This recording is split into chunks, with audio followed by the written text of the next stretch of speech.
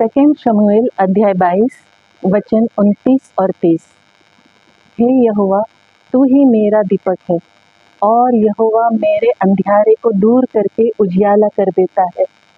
तेरी सहायता से मैं दल पर धावा करता और अपने परमेश्वर की सहायता से मैं शहर पनाह को फांद जाता हूँ।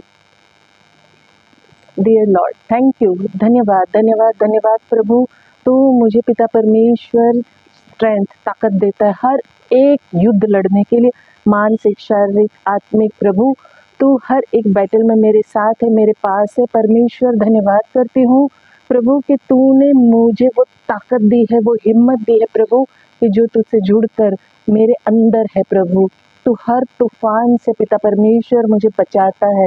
I trust you Lord. मैं भरोसा तुझ पर और सिर्फ तुझ पर करती हूँ और किसी और पर बिल्कुल नहीं।